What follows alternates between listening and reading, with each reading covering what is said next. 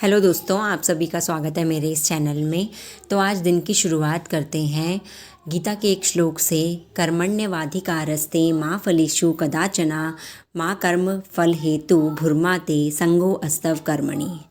इसका अर्थ आप सभी को पता होगा। हम बचपन से संस्कृत की बुक में ये श्लोक पढ़ते हुए आ रहे हैं कि हमें सिर्फ़ और सिर्फ कर्म करने पे ध्यान देना चाहिए, फल की चिंता नहीं करनी चाहिए, क्योंकि फल की चिंता करने की वजह से हम अपने कर्म से, अपने पथ से भटक जाते हैं। तो आज सुबह सुबह सारे काम करने के बाद 8 बजे तक मेरे सारे काम निपट गए थे, मोटे मोटे जो होते हैं, झाड़ू पोछा और कपड़े वगैरह, नहा धो के पूजा पाठ करके मैं बैठ गई। 8 बज रहे थे और अभी मेरे बच्चे और पति नहीं उठे थे। तो मैंने सोचा क्यों ना इस टाइम को यूटिलाइज़ किया जाए, चाहे मुझे 15 मिनट ही मिले, चाहे आधा घंटा ही मिले। तो मैंने जो जनरल अवेयरनेस होती है उसमें 2 टॉपिक्स उठाए। एक तो मैंने करा 5 रिट्स करे मैंने, ठीक है। 5 रिट्स आपको मिल जाएंगे कहीं भी, आप नेट में सर्च करेंगे तो ये 5 रिट्स होते हैं जो कि जो कोर्ट होती है वो ऑर्डर करती है। अगर कोई भी चीज़ों का उल्लंघन होता है तो कोर्ट अपनी तरफ से इन 5 रिट्स को ऑर्डर करती है। तो मैंने 5 रिट्स पढ़े और उसके साथ साथ मैंने फेस्टिवल्स पढ़े डिफरेंट स्टेट्स के, कि कौन कौन से फेस्टिवल्स इंपॉर्टेंट है, क्योंकि इससे रिलेटेड क्वेश्चन डीएसएसबी में कई बार आए हुए हैं। तो अब आप ये ना सोचें कि इतने सारे स्टेट्स के फेस्टिवल हम याद करेंगे तो केवल 1 नंबर के लिए, क्योंकि एक एक नंबर से ही आप आगे पहुँचेंगे, क्योंकि हम कई बार एग्ज़ाम में 1 2 3 नंबर से ही रह जाते हैं। तो जनरल अवेयरनेस के टॉपिक बहुत सारे हैं, इसलिए उन सिलेक्टेड टॉपिक्स को हमें करना चाहिए जो बार बार एग्ज़ाम्स में आते हैं। तो इसलिए मैंने आज फेस्टिवल्स उठाया। और फेस्टिवल में मैंने अभी नॉर्थ ईस्ट के फेस्टिवल नहीं करे हैं, बाकी सारे स्टेट्स जितने भी, राजस्थान हो गया, यूपी हो गया, उत्तराखंड हो गया, और भी डिफरेंट फेस्टिवल्स मैंने करे सारे के सारे। तो इसमें मुझे काफ़ी टाइम लग गया था, क्योंकि हर स्टेट के 2 से 3 फेस्टिवल्स तो होते ही हैं जो इम्पॉर्टेंट फेस्टिवल्स होते हैं, लेकिन धीरे धीरे ही हमें सारे टॉपिक्स कवर करने हैं, एक साथ नहीं होगा। इसलिए मैंने आपको शुरू में ही कहा कि केवल ये सोच के कि हमारी सरकारी नौकरी लगेगी या नहीं लगेगी, तो उसकी टेंशन में आप अपना कर्म करना मत भूलिए, अपना कर्म ज़रूर करिए। तो आप छोटे छोटे टॉपिक्स को ले लेकर अपना जो धीरे धीरे अपना पूरा सिलेबस कवर कीजिए। मैं आपको टॉपिक्स बताती रहूँगी कि मैं क्या क्या कर रही हूँ। और आज क्योंकि सर्दियों का मौसम है, सर्दियों के मौसम में किन्नू मुझे बहुत अच्छे लगते हैं, और हम हाउसवाइफ क्योंकि पूरे दिन काम में लगी रहती हैं, तो स्पेशली सभी हाउसवाइफ के लिए मेरा कहना है कि आप अपनी हेल्थ का भी ज़रूर ध्यान रखें, क्योंकि हम अपना हेल्थ का ध्यान नहीं रखते हैं, खाने पीने का ध्यान नहीं रखते हैं। खाना पीना कभी 11 बजे हो रहा है, कभी 12 बजे हो रहा है, कभी ब्रेकफास्ट स्किप हो जा रहा है, तो लंच ब्रेकफास्ट सब इकट्ठे हो रहा है।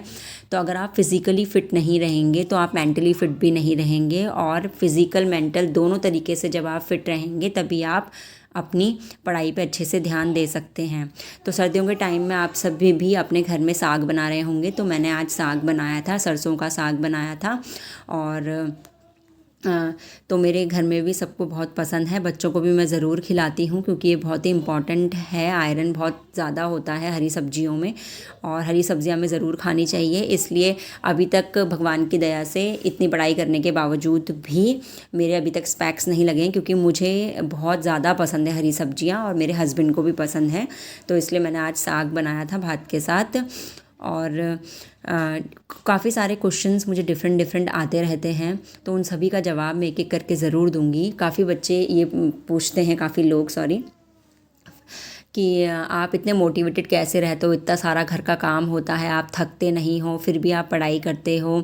देखो, मोटिवेटेड रहना पड़ता है, क्योंकि एक जब गोल होता है ना कि हमें ये गोल अचीव करना है, तो मोटिवेशन अपने आप आ जाता है। और नहीं आ रहा है तो आपको लाना पड़ेगा, खुद को सेल्फ मोटिवेट करना ही पड़ेगा आपको, क्योंकि ये बहुत ज़्यादा इम्पॉर्टेंट है। और मुझे ऐसा लगता है एक हाउसवाइफ जो होती है, एक हाउसवाइफ से ज़्यादा मोटिवेट खुद को कोई कर ही नहीं सकता है। एक हाउसवाइफ की लाइफ में इतनी जिम्मेदारियां होती हैं, जब वो इतनी जिम्मेदारियों को निभा सकती है, एक वाइफ का रोल प्ले कर सकती है, एक बहू का रोल प्ले कर सकती है, साथ साथ में एक माँ का रोल प्ले कर सकती है, तो वो अपनी ज़िंदगी में मुश्किल से मुश्किल कोई भी काम कर सकती है। यही सोच के मैं अपने आप को मोटिवेट करती हूँ, क्योंकि मेरे 2 बच्चे हैं और दोनों ही सिजेरियन हुए हैं। मुझे आज भी याद है वो पल जब फर्स्ट टाइम डॉक्टर ने मुझे कहा था कि आपका सिजेरियन ऑपरेशन से डिलीवरी होगी। तो मैं बहुत डर गई थी, लेकिन मैंने हिम्मत करके, क्योंकि ऑपरेशन एक तो नेचुरल प्रोसेस होता है, वो नेचुरल है, सबको पता है, लेकिन ऑपरेशन पहली बार सुना था। मेरा आज तक एक कट का भी ऑपरेशन नहीं हुआ, जरा सा भी ऑपरेशन नहीं हुआ, और इतना बड़ा ऑपरेशन होना ही मेरे लिए बहुत ज़्यादा भयानक टाइप का था। तो मैंने तब अपने आप को मोटिवेट करा, अपने आप को ये सोच के कि मेरा बच्चा हेल्दी होना चाहिए, मेरे बच्चे को कोई प्रॉब्लम नहीं होनी चाहिए। तो ये सोच के मैंने ये सब चीज़ें अपने आप में ले ली, और ऑपरेशन से मेरे दोनों बच्चे हो गए हैं, दोनों हेल्दी हैं, मैं भी हेल्दी हूँ, कोई प्रॉब्लम नहीं है। तो बस मैं यही अपने माइंड में सोचती हूँ, जब इतनी बड़ी से बड़ी परेशानियाँ हम झेल सकते हैं तो फिर ये क्या चीज़ है, ये भी हम कर सकते हैं। बिल्कुल हर कोई हाउसवाइफ कर सकती है, चाहे उसके अभी शादी हुई हो, शादी के बाद एकदम से डिफरेंट हो जाती है ना लाइफ, क्योंकि पहले हम एक मम्मी के घर में रह रहे होते हैं, जो बोलना है बोल सकते हैं, जो काम करना है कर सकते हैं, मन करा तो किया, नहीं किया तो नहीं किया, और फिर पढ़ाई का मन किया तो किया, नहीं किया तो नहीं किया। शादी की लाइफ जो होती है, बाद की लाइफ, वो बिल्कुल डिफरेंट हो जाती है, रिस्पॉन्सिबिलिटी इतनी आ जाती हैं। तो इस रिस्पॉन्सिबिलिटी में ढलने में भी हमें काफ़ी टाइम लगता है, लेकिन हम ढल जाते हैं। तो इसी तरीके से जब हम इतनी सारी रिस्पॉन्सिबिलिटीज़ संभाल सकते हैं, इतनी बड़ी से बड़ी चीज़ों को झेल सकते हैं, एक माँ बनने का जो दर्द होता है, माँ बनने का जो पेन होता है, उससे ज़्यादा भयानक मुझे नहीं लगता लाइफ में कुछ और होता है। जब हम ये सब कुछ झेल सकते हैं तो हम कुछ भी झेल सकते हैं। तो इसलिए बिल्कुल भी आपको डरने की ज़रूरत नहीं है, एक एग्ज़ाम ही तो है, आप ज़रूर क्रैक कर लेंगी। मोटिवेटेड रहें। और काफ़ी सारे बच्चे मुझे ये पूछ रहे थे, काफ़ी सारे फ्रेंड्स, कि आपकी जो वोकैब की बुक है वो कौन सी आपने ली है। तो अभी आप देख रहे होंगे इसमें वोकैब भी बहुत ज़्यादा अमाउंट में है। आपको दिख रहा होगा एसएससी में आए हुए क्वेश्चंस हैं, क्योंकि डीएसएसबी जो मेनली जो होता है ना, एसएससी टाइप के ही क्वेश्चंस आपको देता है।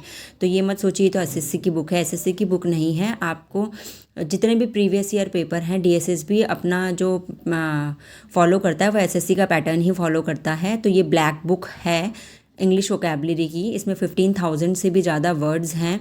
इसमें आपके वन वर्ड सब्स्टिट्यूशंस हैं, आइडियम फ्रेजेस हैं, और वोकैब भी है। तो एंटोनियम्स, सिनोनियम्स आपको बहुत सारे अमाउंट में मिल जाएंगे। अब आप सोचेंगे इतनी मोटी बुक करनी पड़ेगी 3-4 नंबर या 5 नंबर के लिए। देखिए, आपको करना ही पड़ेगा, मेहनत तो करनी ही पड़ेगी।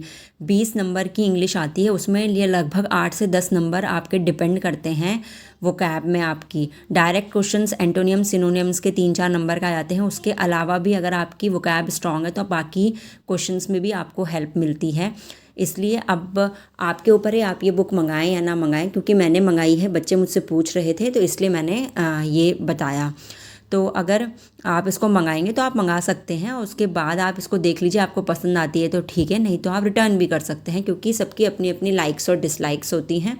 कोई चीज़ हो सकता है मुझे पसंद आए, वो आपको पसंद ना आए। तो इसलिए मैंने आपको बताया कि ब्लैक बुक ये वोकैब के लिए मैं यूज़ कर रही हूँ।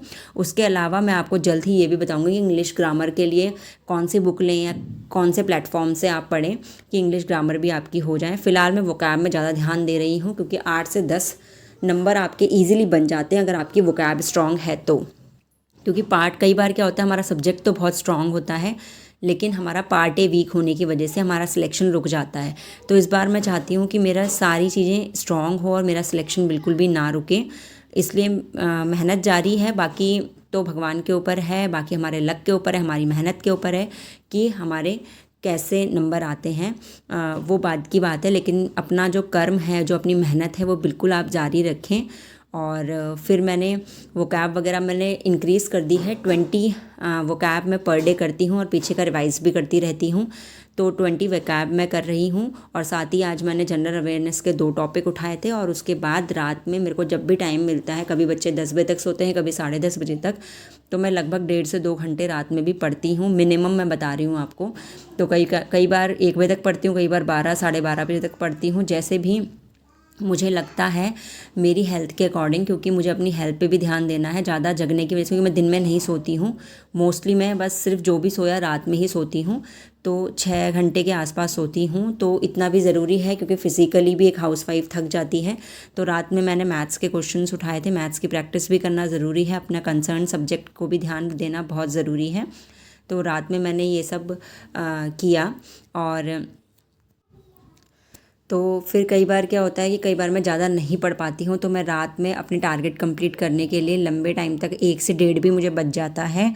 लेकिन मैं कोशिश यही करती हूँ कि मैं 12:30 बजे तक या 1 बजे तक तो सो ही जाऊँ, 1.5-2 घंटा ही रात में पढूँ।